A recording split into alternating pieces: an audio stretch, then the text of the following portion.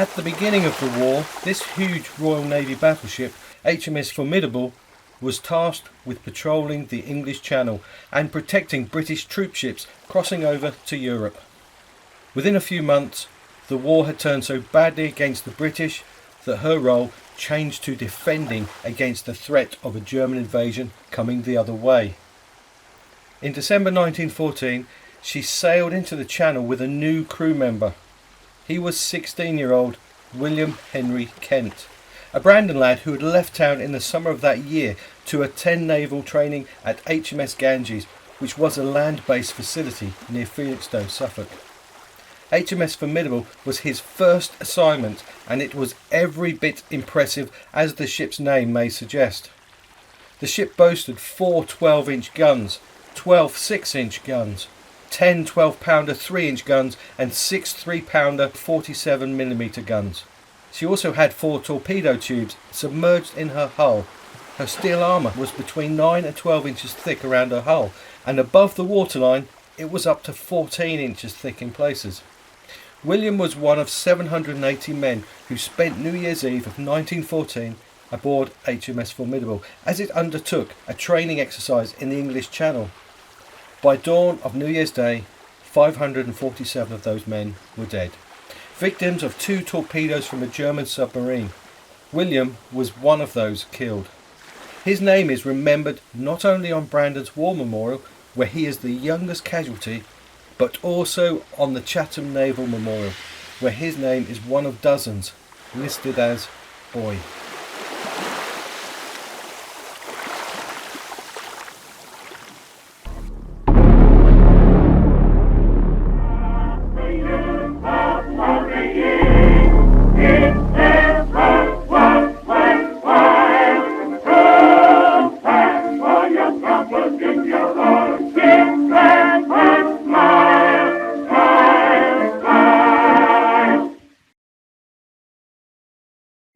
When war was declared in the summer of 1914, there had been an initial outburst of euphoria and patriotism. Now, just months later, in 1915, the realities of the war were making their way back to Brandon. William Vail had seen action in the Boer War in South Africa a decade earlier, which had not gone well for him after he suffered severe illness from drinking the water there. He was then stationed in India, where he contracted a tropical disease that laid him low for some considerable time. After his first winter in the muddy trenches of Flanders, William was back home in Brandon, recovering from frostbite in his feet. Norman Gore was also back in town after suffering rheumatic fever while serving in the trenches of Flanders. He informed the local newspaper of his war experiences and told a story of how it was too dangerous to resupply right into the trenches, so crates of food were often left nearby. This led to commanders asking for volunteers to leave the safety of the trench and retrieve those rations. Norman suggested there was some reluctance from his company to volunteer, especially seeing as the enemy would fire artillery shells at anything that moved above ground. So his commanding officer selected the men himself. Norman was one of them. He told the newspaper, "We went out and found the rations under a flint wall. It was a very dangerous spot, for shells were bursting all around us. I got hold of a box of cheese and was going to run for it while their artillery had ceased for a bit. But just then they opened fire again and a shell burst within 20 yards of me. I dropped the cheese box and bolted for the wall. Some of the other men had got biscuits, some had cheese, some had bully beef, and they all had to run for shelter. One fellow made a dash between the shells and was knocked over. I do not know if he was wounded or killed." The most efficient means of communication between Brandon and its lads serving overseas was either postcard or a letter. Private Ernest Witter, serving in the Norfolk Regiment, wrote home to his parents, and his letter was then printed in a local newspaper. "We are having one of the worst battles of the war now. The other night our men blew up a hill and drove out the Germans, but we lost a lot of men, hundreds, and the battle is still raging. Worst of all, our sandbags got shelled and 2 of us got blown yards twice, but never got hurt. Only the wind knocked out of us." 2 nights after that, they shelled the same place again and killed the young fellow by the side of me. The shell hit him and he died in a minute, and I had to bury him. He was only 17 and he was going sick the same night. He had great sores on his shoulders, and half an hour after he said he was going sick, he got killed. A few days later, another letter came to Brandon from Ernest. He mentioned someone had sent the newspaper to him and he had seen his letter printed. He referred to his most recent experiences on Hill 60 as being hell upon earth, and he had not taken his boots off for the past 20 days. Then, in another letter dated the 27th of May 1915, he wrote, "I received the parcel quite safe today, and the bread and butter came in very nice, as we don't get much bread. They dished out the letters and parcels at 3 o'clock in the morning, so you can see I had quite an early morning's feed. I have got a better job now. I do not have to go in the firing line so much, as I am in the sappers. We have to trench underground from our trenches to the Germans, and then put mines in and blow them up."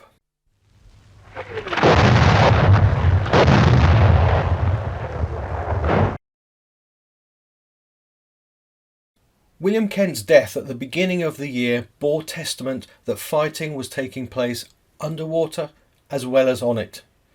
Ernest Witter bore witness that trench warfare was not just on the surface, but deep below that too.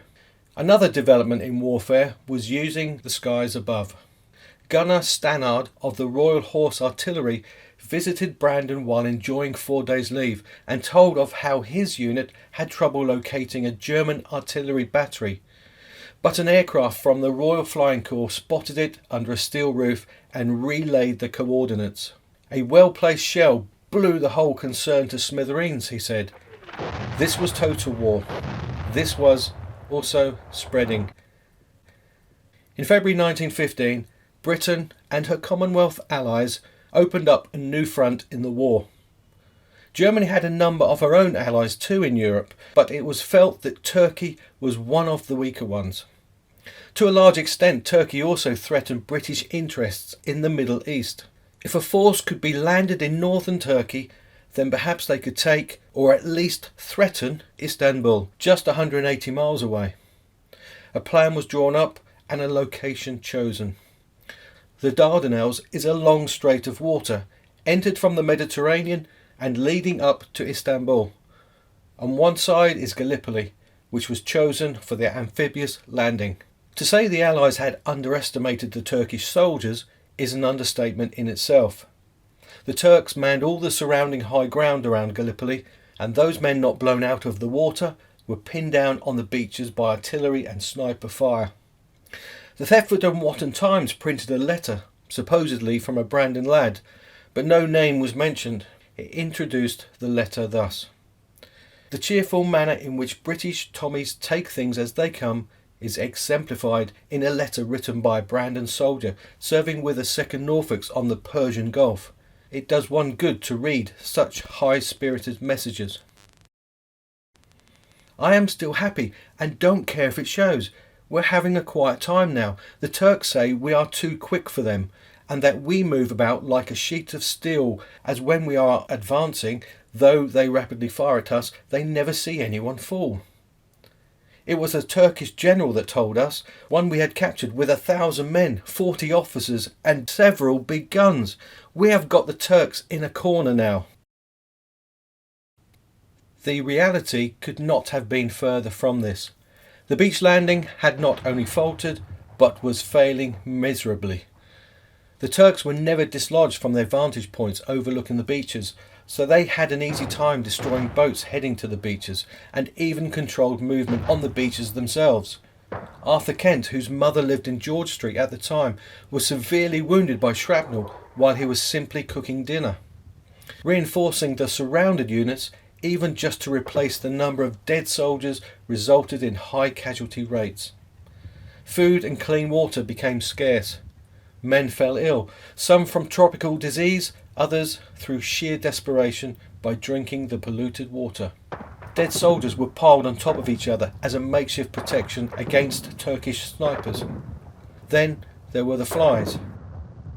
Everywhere, were the flies. Sometimes it was hard to talk without inhaling a few. Despite all of this, and perhaps with some arrogant thinking that the British and Commonwealth soldiers were superior to the Turks, the Allies continued with their strategy and poured even more men into Gallipoli. Casualties mounted, including those of Brandon lads. Little 18-year-old Harry Rumsey, who was only 5'3.5" tall, wrote to his mother on 11th of August telling her that he was on a ship travelling to the Dardanelles. 3 days later, he was dead, a victim of the artillery shelling on the beach. His brother Robert was on the same landing craft and survived. Walter Randall had been a territorial for many years before he was sent to Gallipoli. He was tasked, along with other men, to go out into the open to dig a trench. An enemy sniper had Walter in his sights, and his aim was true. Walter fell to the ground wounded, but not dead. In fact, his comrades helped him off to a military hospital, where the medic said he should recover enough to be back in the firing line within a couple of weeks. Walter asked his comrades to give his belt and knife to another Brandon lad, Sergeant Newell, who had worked with him at Brandon railway station. Newell went to visit Walter the next day and was distraught to be told he'd passed away overnight. Unlike Harry Rumsey, Walter was given a proper burial with an army chaplain in attendance. Newell made a wooden cross and put it at the head of Walter's grave.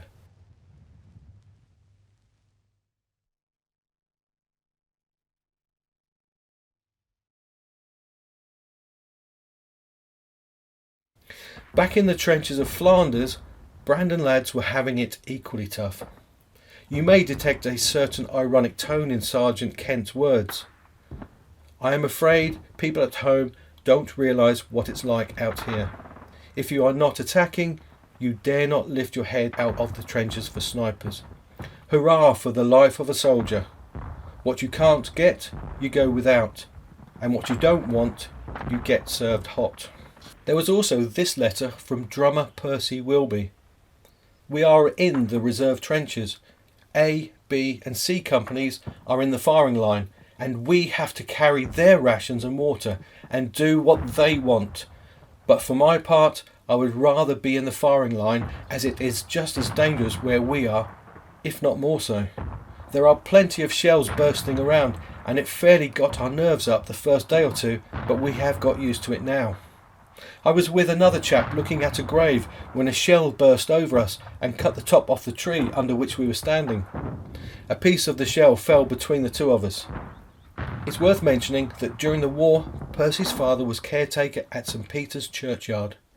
Perhaps there was some divine intervention when, later in 1915, Percy was hit in the chest by an enemy bullet.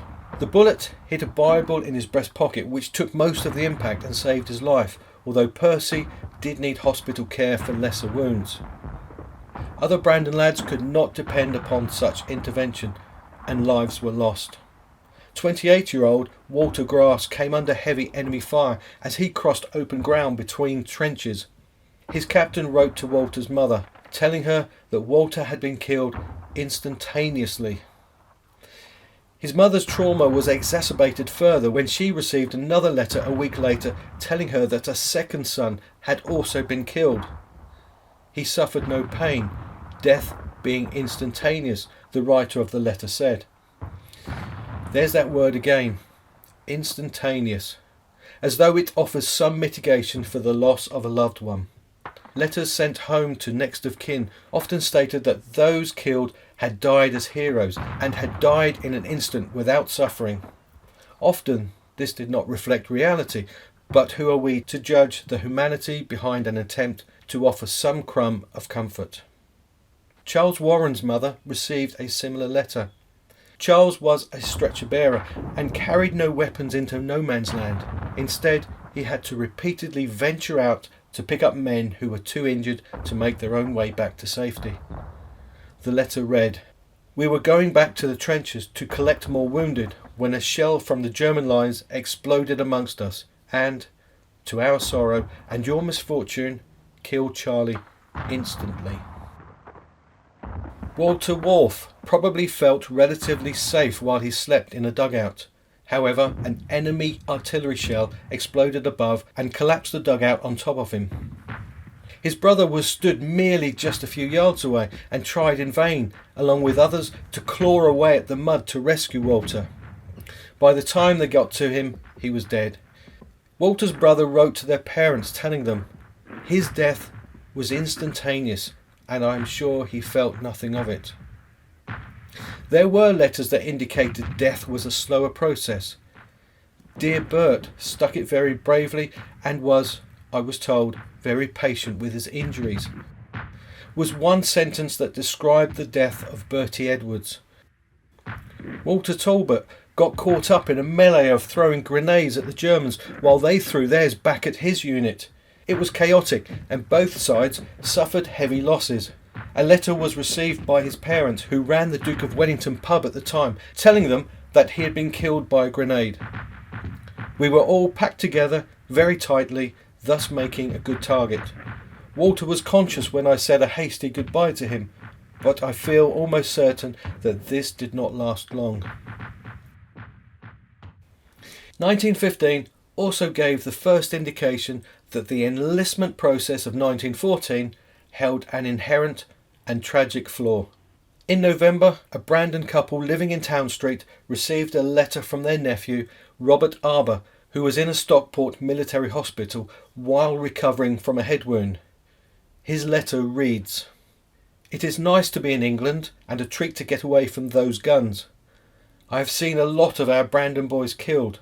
They were in the same charge with me. It was awful to see them shot down beside me. It made my blood run cold to see them." Back in 1914, the lads were told they could not only enlist with their friends, but also serve at the front line with them. Hundreds of Brandon lads joined the battalions of the Norfolk Regiment, meaning when their battalion went over the top, then those Brandon lads were exposed to death at the same time. In 1915, Albert Royal was killed in the same battle as Walter Talbot. They, along with Bertie Edwards, Charles Edwards and Walter Wharf, were all in the 7th Battalion, Norfolk Regiment. If 1915 had been tough, then it was going to get tougher on the 1st of July 1916. This was when the Norfolks went over the top on the first day of the Somme.